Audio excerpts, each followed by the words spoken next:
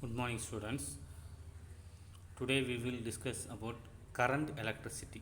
அதாவது மின்னோட்டவியலில் உள்ள ஃபார்முலாஸ் நம்ம பார்க்கலாம் இன்றைக்கி அதாவது செகண்ட் யூனிட்டில் உள்ள ஃபார்முலாஸ் நம்ம பார்த்தா தான் நம்ம அடுத்தடுத்து உள்ள சம்ஸ் நம்ம சால்வ் பண்ணுறதுக்கு ஈஸியாக இருக்கும். நம்ம ஃபார்முலாவே தெரியாமல் சம்ஸ் பார்க்கும்போது நமக்கு எந்த சம்முக்கு எந்த ஃபார்முலா வரும் அப்படிங்கிறது நம்ம ரொம்ப குழப்பமாக இருக்கும். ஸோ அதுக்கு தான் இன்றைக்கி செகண்ட் யூனிட் கரண்ட் எலக்ட்ரிசிட்டியில் உள்ள அதாவது மின்னோட்டவியலில் உள்ள என்னென்ன பேசிக் ஃபார்முலா இருக்குது. ஸோ இதை பேஸ் பண்ணி தான் நம்ம எல்லா சம்ஸும் போட வேண்டியிருக்கும். ஸோ ஃபஸ்ட்டு நம்ம ஃபார்முலா தரவாயிட்டோம்னா அடுத்து உள்ள ப்ராப்ளம் போடுறதுக்கு நமக்கு ஈஸியாக இருக்கும். ஓகே, கரண்ட் அதாவது current I is equal to Q/T. அதாவது மின்னோட்டம் என்பது என்னது? மின்னூட்டங்களின் ஓட்டம், rate of change of charge. So I is equal to Q/T. So இதுக்கு எல்லாமே யூனிட் நமக்கு தெரியும். கரண்டோட யூனிட் பார்த்திங்கன்னா ஆம்பியர், சார்ஜோட யூனிட் பார்த்திங்கன்னா கூலும், டைமோட யூனிட் பார்த்திங்கன்னா நமக்கு செகண்ட். ஓகே, நெக்ஸ்ட் பார்த்திங்கன்னா ஆவரேஜ் கரண்ட், சராசரி மின்னோட்டம். அப்போ ஆவரேஜ் கரண்ட்டுங்கும்போது நமக்கு del Q/del T. அடுத்து இன்ஸ்டன்டேனியஸ் கரண்ட், உடனடி மின்னோட்டம், I is equal to dQ/dt. பொதுவாக நம்ம என்ன கரண்ட்னாலே நமக்கு இந்த ஃபார்முலா தான் நமக்கு தெரியும். ஓகே, நெக்ஸ்ட் பார்த்தீங்கன்னா acceleration experience by the electron. இப்போ எலக்ட்ரானால் உணரக்கூடிய முடுக்கம் A is equal to E/m. இப்போ ஈங்கிறது மின்னூட்டம், ஈங்கிறது கேபிட்டல் ஈங்கிறது எலக்ட்ரிக் ஃபீல்டு அதாவது மீன்புலம், எம்ங்கிறது மாஸ் ஆஃப்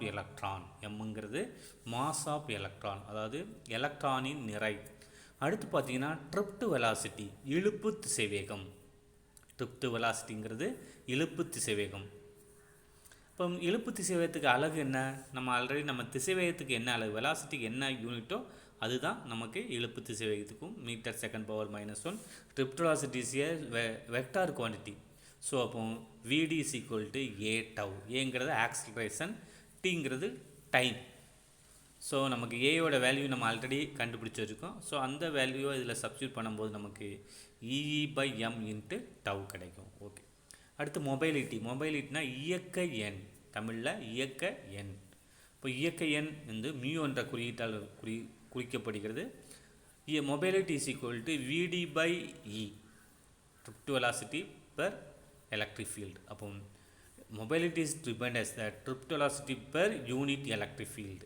ஓரலகு மின்புலத்தினால் பெறப்படும் இழுப்பு திசைவேகம் இயக்க எண் என வரையறுக்கப்படுகிறது. ஸோ அப்போ நமக்கு இதோட யூனிட்டு நம்ம போடலாம். எப்படி போடலான்னா, அதாவது நமக்கு வெலாசிட்டிக்கு நமக்கு யூனிட் தெரியும். வெலாசிட்டிக்கு பார்த்திங்கன்னா metre second power -1. Next electric ஃபீல்டுக்கு வோல்ட்டு மீட்டர் பவர் -1. ஸோ நமக்கு இதை நியூமரேட்டர் வரும்போது volt power -1 metre power metre square second power -1.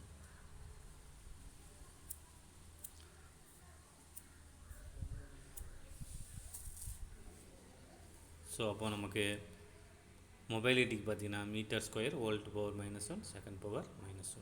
Okay, so இதான் மொபைலிட்டியோட யூனிட், அதாவது இயக்க எண். அதாவது வெலாசிட்டிக்கு metre second power -1. Next electric ஃபீல்டுக்கு வோல்ட் மீட்டர் பவர் -1. வோல்ட் மேலே வோல்ட் பவர் -1 வரும். இந்த மீட்டர் பவர் -1 மேலே நியூமரேட்டர் வரும்போது மீட்டர் ஆயிரும். ஸோ ஆல்ரெடி ஒரு மீட்டர் இருக்குது. ஸோ அப்போ செகண்ட் இன்வெர்ஸ் நமக்கு அப்போ metre square volt power -1 second inverse. So இதுதான் என்னது மொபைலிட்டியோட யூனிட். ஓகே, அடுத்த relation between current and drift velocity. Current and drift velocity. Drift வெலாசிட்டிக்கும் கரண்ட்டுக்கும் என்ன ரிலேஷன் இருக்குது? அதாவது ட்ரிப்ட் வெலாசிட்டினா ஆல்ரெடி பார்த்தோம், இழுப்பு திசைவேகம். கரண்ட்டுனா பார்த்தோம். ஸோ ரெண்டுக்கும் ரிலேட் பண்ணக்கூடிய ஒரு formula I is equal to NEAVD. இல்லைனா இப்படி எழுதிக்கலாம் நம்ம I is equal to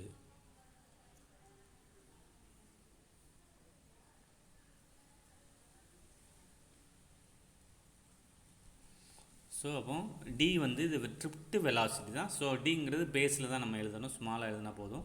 so இதை நம்ம அதாவது நாய் வீடு அந்த மாதிரி நம்ம ஷார்ட்டாக ஞாபகம் வச்சுக்கலாம். ஐ நாய் வீடு. இப்போ நாய் வீடை நம்ம பார்த்ததே இல்லை. இப்போ புதுசாக பார்க்கும்போது நாய்க்கெலாம் வீடு இருக்கா அப்படிங்கும்போது நமக்கு நாய் வீடு. ஸோ இந்த மாதிரி ஒரு சில ஃபார்முலாஸ் வந்து நம்ம இந்த மாதிரி ஷார்ட்கட்டாக நமக்கு அதாவது ஷார்ட்கட்டாக ஞாபகம் வைக்கும்போது எப்போவுமே தூக்கத்தில் கேட்டால் கூட இந்த மாதிரி நமக்கு ஃபார்முலாஸ் வந்து மறக்காது. ஐ நாய் வீடு. இப்போ ஐனா கரண்ட்டு, வீடுனா ட்ரிப்ட் வெலாசிட்டி. இப்போ இந்த ரெண்டுக்குள்ளே ரிலேட் பண்ணக்கூடிய ஒரு ஃபார்முலா அப்படின்னு கேட்டால் ஐ நாய் வீடு. என்னங்கிறது நம்பர் ஆஃப் எலக்ட்ரான்ஸ், ஏங்கிறது வந்து area of cross section of the conductor, ஈங்கிறது வந்து சார்ஜ் ஆஃப் எலக்ட்ரான். ஓகே. வீடுங்கிறது ட்ரிப்ட் வெலாசிட்டி, ஐங்கிறது கரண்ட்டு. ஸோ அப்போ கரண்ட்டையும் ட்ரிப்ட் வெலாசிட்டியும் ரிலேட் பண்ணக்கூடிய ஃபார்முலா அப்படின்னு கேட்டால் இந்த ஃபார்முலா எழுதிக்கலாம். ஓகே. நெக்ஸ்ட் கரண்ட் டென்சிட்டி நம்ம இது ஆல்ரெடி பார்த்தோம். J is equal to I/A. J is equal to I/A. அப்போ ஐயோட வேல்யூ நம்ம ஆல்ரெடி கண்டுபிடிச்சோம். அந்த வேல்யூ சப்ஸ்டிட் பண்ணி ஏ கேன்சல் ஆயிரும். பார்த்து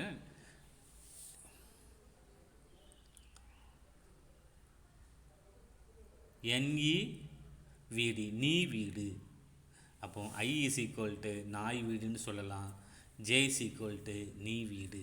I is equal to J is equal to நீ வீடு. ஓகே. NEVD. ஓகே. அடுத்து பார்த்தீங்கன்னா கண்டக்டிவிட்டி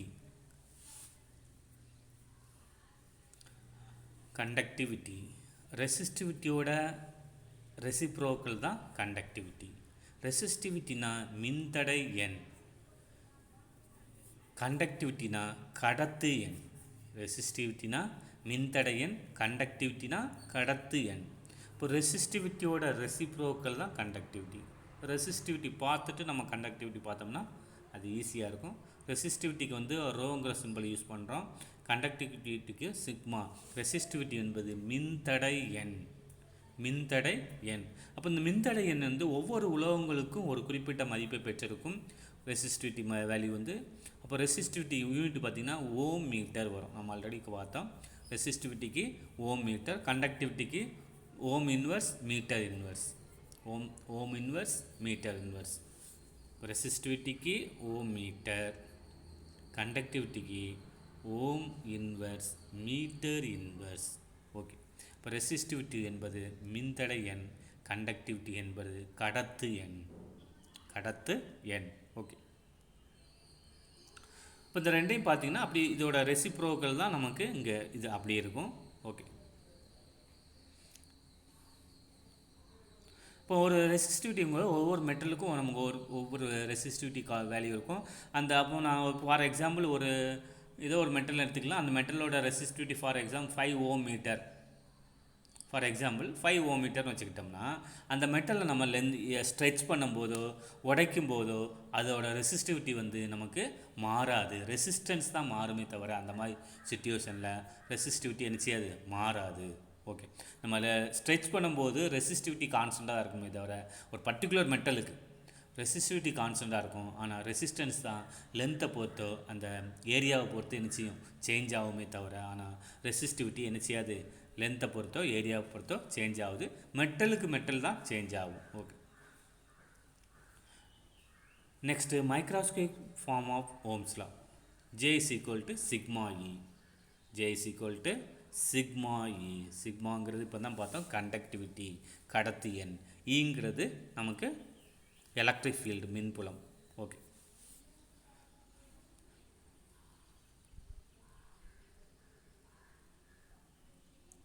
இப்போ R is equal to 1/L/σA. L/σA அப்படி சொல்லலாம். இல்லை R is equal to ρL/A. R is equal to ρL/A. அதாவது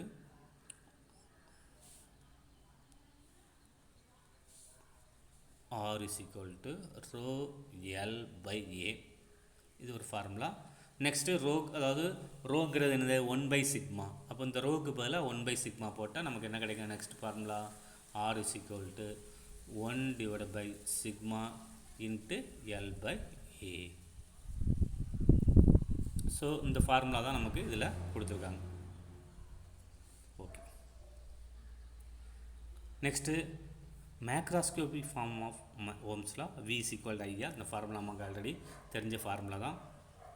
ஓகே, நெக்ஸ்ட் பார்த்தீங்கன்னா resistor connector in series. Resistor connector in series இது நமக்கு ஆல்ரெடி தெரியும். அடுத்து ரெசிஸ்டார் கனெக்டர் இன் பேரலல், பக்க இணைப்பில் வந்து மின்தடையாக்கில் இணைக்கப்படும் போது அதோட மதிப்புக்கான formula. Next colour code for carbon resistor, carbon மின்தடையாக்கிக்கான நமக்கு மதிப்பு எல்லாமே லாஸ்ட் கிளாஸில் பார்த்துட்டோம். நெக்ஸ்ட் பார்த்தீங்கன்னா டெம்பரேச்சர் கோஎஃபிஷியன்ட் ஆஃப் ரெசிஸ்டன்ஸ், மின்தடை வெப்பநிலை எண். தமிழில் என்ன? மின்தடை வெப்பநிலை எண். மின்தடை வெப்பநிலை எண், temperature coefficient of resistance. It is denoted by alpha. It is denoted by alpha. Okay, இப்போ மின்தடை வெப்பநிலை எண் இது வந்து ஆல்பா என்ற குறியீட்டால் குறிக்கப்படுகிறது. இதோட யூனிட் பார்த்தீங்கன்னா பெர் டிகிரி செல்சியஸ் இப்படி சொல்லலாம், இல்லைன்னா பெர் டிகிரி செல்சியஸ். ஆல்பாங்கிறது என்ன சொன்னோம்? மின்தடை வெப்பநிலை எண், டெம்பரேச்சர் கோஎஃபிஷியன்ட் ஆஃப் ரெசிஸ்டன்ஸ். இதோட யூனிட் பார்த்தீங்கன்னா இந்த யூனிட்டுக்கும் குறியீடுக்கும் கன்ஃபியூஸ் பண்ணுறீங்க ஒரு சில ஸ்டூடெண்ட்ஸ். அதாவது இதோட it is denoted by alpha. இது ஆல்பா என்ற குறியீட்டால் குறிக்கப்படுகிறது. இதோட அலகு யூனிட்னு கேட்டால் நமக்கு பெர் டிகிரி செல்சியஸ் இப்படி சொல்லலாம், இல்லைன்னா பெர் ஒரு கோடு போட்டு டிகிரி செல்சியஸ். இதோட unit temperature coefficient of resistance, மின்தடை வெப்பநிலை எண். ஓகே, இப்போ ரிமைனிங் ஃபார்முலா நெக்ஸ்ட் கிளாஸில் பார்க்கலாம். இப்போ இந்த ஃபார்முலா எல்லாம் நீங்கள் என்ன செய்யணும்னா பார்க்காம படித்து எழுதணும். பார்த்து எழுதுறது பெரிய இதே கிடையாது, பார்க்காம எழுதணும். ஸோ ஹோம்ஒர்க் பார்த்தீங்கன்னா இது பார்க்காம ஒரு டைம் நீங்கள் பார்க்காம எழுதணும், அதுதான் பெஸ்ட்டு. ஓகே.